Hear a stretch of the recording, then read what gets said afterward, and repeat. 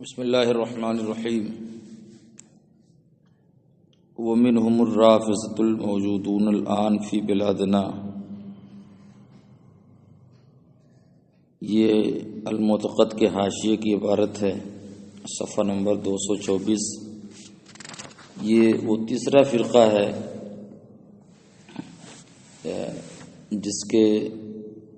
جس کی اعتقادی حیثیت کو اور جن کے نظریات کو امام اہل سنت رضی اللہ تعالیٰ عنہ نے مختصراً یہاں بیان فرمایا ہے، اور موجودہ زمانے کے روافض کا شرعی حکم بھی ہمارے سامنے پیش فرمایا ہے۔ اسی لیے ومنہم الرافضۃ الموجودون الآن فی بلادنا، اور انہی فرقوں میں سے ہیں یعنی جن کا حکم مرتدین کا ہے ہمارے زمانے کے موجودہ روافض۔ اب ہمارے زمانے کے موجودہ روافض، اس کا مطلب یہ ہوا کہ روافض کے مختلف زمانے ہیں، مختلف ادوار ہیں۔ تو آگے کی تحریر سے اندازہ ہوتا ہے کہ ان کے 3 ادوار تھے، اور 3 ادوار کے الگ الگ ان کے نظریات تھے۔ متقدمین روافض کے نظریات یقیناً صراحتاً ضروریات دین کے انکار پر مبنی تھے، اور پھر جو درمیانی زمانہ آیا اور جس زمانے میں نصیر الدین طوسی اور حسن بن یوسف حلی، جو 8ویں صدی کا شیعہ عالم ہے، اور ان دونوں کے جو ہم رتبہ شیعہ علماء تھے، انہوں نے اپنے اکابر کے کہے گئے نظریات میں، پیش کیے گئے نظریات میں کافی تبدیلی کی، اور اپنی جماعت کو دائرۂ اسم اسلام میں داخل کیا۔ پھر اس کے بعد ان کا تیسرا دور شروع ہوتا ہے متأخرین شیعہ کا، اور جو آج بھی ہمارے زمانے میں موجود ہیں، ہمارے شہروں میں جن کا وجود ہے، ان کے نظریات کو بیان کیا ہے کہ یہ قرآن عظیم کے ناقص ہونے کا قول کرتے ہیں، اور صحابہ پر ان کی الزام تراشی ہے کہ انہوں نے بہت سی صورتوں اور بہت سی آیتوں کو قرآن سے نکال دیا، اور انہوں نے اس بات کی بھی صراحت کی ہے کہ حضرت علی رضی اللہ تعالی عنہ اور تمام ائمہ اطہار انبیاء سابقین پر فضیلت رکھتے ہیں۔ اس کے علاوہ بھی انہوں نے اللہ کی شان میں گستاخیاں کیں اور اس کی طرف جہل کو منسوب کیا، اور عقیدہ بد سامنے آیا۔ تو اس طرح اعلیٰ حضرت رضی اللہ تعالیٰ عنہ نے روافض کے 3 زمانوں کا اور ان زمانوں میں پائے جانے والے ان کے نظریات کا اجمال ہمارے سامنے پیش کیا ہے۔ حضرت عثمان غنی رضی اللہ تعالیٰ عنہ کے دور اخیر میں یہ شیعہ فرقہ سامنے آیا، اور پھر اس کے بعد یہ اسی نام سے جانے پہچانے گئے۔ حضرت علی رضی اللہ تعالیٰ عنہ کے زمانے میں، حضرت امام حسن امام حسین رضی اللہ تعالیٰ عنہ کے زمانے میں، اور امام حسین کے صاحبزادے حضرت امام زین العابدین کے جو صاحبزادے تھے زید بن شہید، تو انہوں نے جب حضرت عمر اور حضرت صدیق اکبر رضی اللہ تعالیٰ عنہ کی شان میں عراق میں کچھ قصائد پڑھے اور ان کی شان کی تعریف فرمائی، تو ان کے ساتھ جو جماعت موجود تھی شیعوں کی، وہ ان سے الگ ہو گئی، اور انہوں نے اپنے اس امام ہی کو نظریاتی طور پر ان کے بدلنے کا ان پر الزام لگایا۔ تو انہوں نے ایک جملہ کہا تھا کہ یہ سب ہم سے جدا ہو گئے۔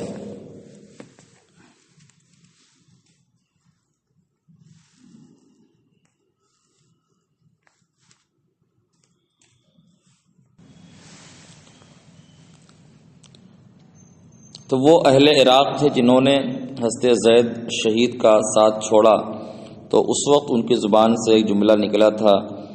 رفضون الیوم، کہ یہ آج انہوں نے ہمیں چھوڑ دیا۔ تو اس طرح اس کے بعد سے ان کا لقب رافضی ہو گیا۔ تو فرماتے ہیں اعلیٰ حضرت قد کانا کثیر من قدماء روافض،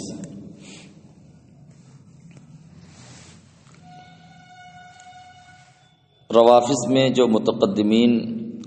روافض تھے، پرانے روافض، انہوں نے یصرحون بانکار اشیاء من ضروریات الدین، وہ کھلم کھلا اور پوری صراحت کے ساتھ بہت سی ضروریات دین کا وہ انکار کرتے تھے۔ تو متقدمین روافض بہت سی ضروریات دین کے انکار کا عقیدہ رکھتے تھے۔ فلما اقام علماء السنہ علیہم الطامۃ الکبریٰ، پھر جب علماء اہل سنت نے ان پر بڑی مصیبت قائم کر دی اور دلائل و شواہد کے ذریعے سے ان کے باطل اور خلاف شرع نظریات کا رد کیا، اور پھر اس کے بعد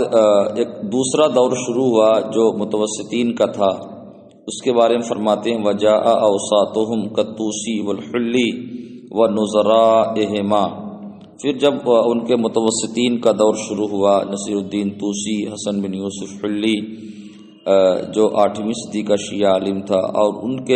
ان دونوں کے ہم رتبہ جو علماء شیعہ تھے، انہوں نے اپنے اکابر کے نظریات کو کافی بدلا، فغیروا وبدلوا وانکروا وحولوا وتستروا وتنزلوا، تو انہوں نے کافی ان نظریات میں تبدیلی کی اور اس کا انکار کیا اور اسے چھپایا اور اس سے تنزل کر کے، یعنی اس سے کچھ نیچے اتر کر ایک نیا نظریہ پیش کیا۔ ففی دائرۃ اسم الاسلام دخلوا، تو وہ اسم اسلام کے دائرے میں داخل ہوئے۔ تو یہ دوسرے دور کی وضاحت ہے جو متوسطین کا ہے۔ ثم الآن لما تمادى بهم الزمان رجعوا الى دین آبائهم، پھر اس کے بعد جو متاخرین کا دور آیا اور پھر جب ان کا زمانہ اور دراز ہوا تو وہ اپنے آبا کے دین کی طرف پلٹ گئے۔ اب اس کے بعد متاخرین شیعہ علماء نے مجتہدین نے وصرحت مجتہدوہم وجہالہم ونساؤہم ورجالہم بنقص القرآن العظیم، اور ان کے مجتہدین، ان کے جاہل علماء، ان کے مرد اور عورتوں سب نے اس بات کی صراحت کی کہ قرآن عظیم ناقص ہے، وَأَنَّ الصَّحَابَةَ أَسْقَطُوا مِنْهُ سُوَرًا وَآيَاتٍ، کہ صحابہ کرام نے معاذ اللہ بہت سی صورتوں اور بہت سی آیتوں کو حذف کر دیا ہے۔ وصرحوا، اور انہوں نے اس بات کی صراحت بتفضیل امیر المؤمنین سیدنا علی کرم اللہ تعالی وجہ الکریم وسائر الائمۃ الاطہار رضی اللہ تعالی عنہم عن الانبیاء السابقین جمیعا، انہوں نے صراحتاً حضرت مولا علی رضی اللہ تعالیٰ عنہ اور تمام ائمہ اطہار رضی اللہ تعالی عنہم کو تمام ائمہ سابقین پر فضیلت دی، یعنی صراحتاً ان کی فضیلت کا اعلان کیا اور انہیں انبیاء سابقین سے بھی افضل بتایا، صلوات اللہ تعالی وسلامہ علیہم۔ فرماتے ہیں وہذان کفران، یہ دونوں ایسے کفر ہیں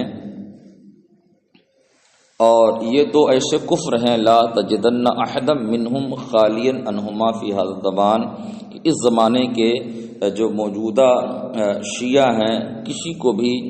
ان دو نظریات سے خالی آپ نہیں پائیں گے، ہرگز نہیں پائیں گے، یعنی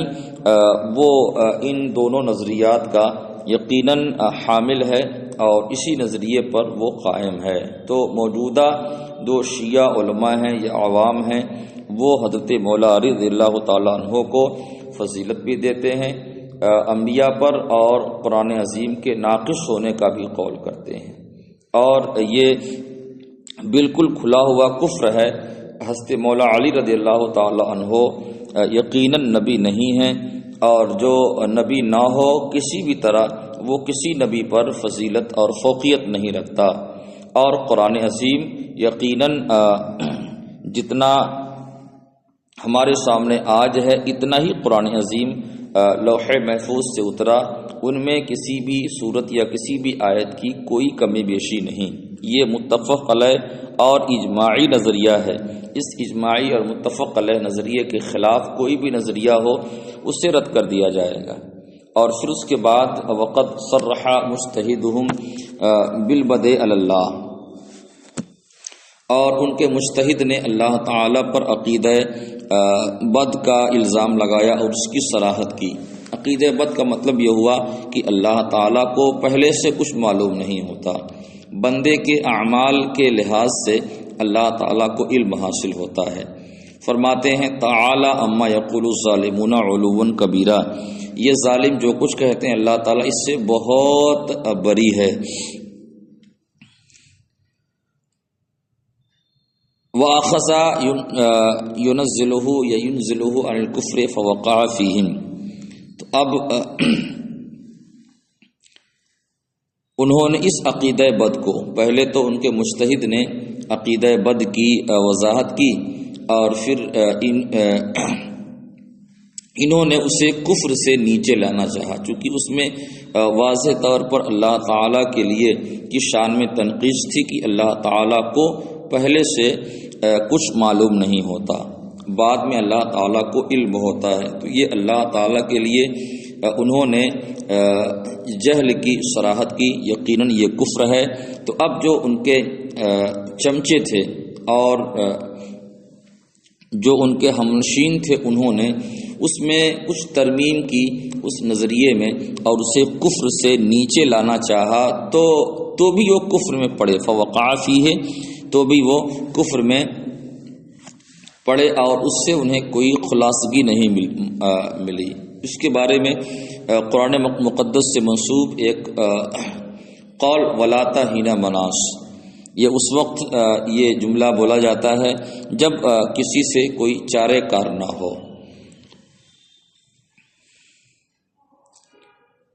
تو اور یہ سورہ صاد آیت نمبر 3 کا ایک ٹکڑا ہے، کم اہلکنا من قبلہم من قرن فنادوا ولاتا ہینا مناس، ہم نے ان سے پہلے کتنی قومیں ہلاک کی، اب وہ پکاریں اور چھوٹنے کا وقت نہ تھا، یعنی اب ان کے پکارنے کے بعد بھی انہیں چھوٹ نہیں ملنے والی، انہیں مفر ہے ہی نہیں۔ تو جس تعویل کے ذریعے سے انہوں نے کفر اپنے اوپر سے ہٹانا چاہا، اسی تعویل کے ذریعے سے وہ مزید کفر میں پڑے۔ حیث اولہ، کہ انہوں نے یہ تعویل کی بأن اللہ تعالی یحکم بشیء ثم یعلم ان المصلحۃ فی خلافہ فیبدلہ، کہ اللہ تعالی پہلے کسی چیز کا حکم فرماتا ہے اور پھر جب اسے علم ہوتا ہے کہ مصلحت اس کے خلاف میں ہے تو اللہ تعالیٰ اس حکم کو تبدیل کر دیتا ہے۔ تو اس تعویل میں بھی انہوں نے اللہ تعالیٰ کی نسبت جھوٹ کی طرف اور جہل کی طرف کی۔ فقط فرماتے ہیں فقد اعترف بحصول الجہل لربہ، تو اس تعویل کے ذریعے سے بھی انہوں نے اللہ تعالیٰ کے لیے معاذ اللہ جہل کے حصول کا اعتراف کیا، یعنی اللہ تعالیٰ جس وقت حکم فرماتا ہے اس وقت اسے علم نہیں ہوتا مصلحت کا، اور پھر جب وہ جانتا ہے کہ مصلحت اس کے خلاف میں ہے، یعنی اس حکم کے خلاف میں ہے، تو اللہ تعالیٰ اس حکم کو بدل دیتا ہے۔ تو اس تعویل میں بھی وہ اپنا کفر، وہ اپنے آپ کو کفر سے بچا نہ سکے، اور انہوں نے اللہ تعالیٰ کے لیے جہل کا اعتراف کیا۔ تو یہ عقیدہ بھی اللہ تعالیٰ کے لیے جہل یا شائبہ جہل کا اعتراف بھی، یہ عقیدہ خلاف شرع ہے، خلاف قرآن ہے، اور اللہ تعالیٰ کی شان کی تخفیف بھی ہے۔ آگے فرماتے ہیں اما ما یاتی جہالتہم من الطامات فی المراسی والمناقب فاکثر من ان تحصر واشہر من ان تشہر، اور ان کے جاہل مرثیہ خواں اور منقبت نگار اپنے مراسی اور مناقب میں جو باتیں بھی بیان کرتے ہیں وہ اس سے زیادہ ہے کہ انہیں شمار کیا جائے، اور اس سے مشہور ہے کہ انہیں مشہور کیا جائے، یعنی یہ چیزیں شمار سے بھی زیادہ ہیں اور شہرت سے بھی بہت مشہور ہیں۔ وہ باتیں جو وہ اپنے مناقب اور مراثی میں استعمال کرتے ہیں اور اللہ تعالیٰ کی شان میں جہالت کو منسوب کرتے ہیں، تو اس طرح کے جو نظریات ان کے جاہل مرثیہ خواہ ہیں وہ تو شمار سے بھی زیادہ ہیں۔ بہرحال روافض کا جو نظریہ ہے اور موجودہ روافض کی جو حالت ہے، ان کا جو عقیدہ ہے وہ عقیدہ سراسر اسلامی نظریات کے خلاف ہے اور اسلام کے اور ائمہ اسلام کے متفق علیہ نظریات کی خلاف ورزی کرتا ہے۔ لہٰذا ان غلط نظریات کی بنیاد پر انہیں کسی طرح ذمیوں کے حکم میں نہیں رکھا جائے گا، بلکہ ان پر مرتدین کا حکم ہوگا۔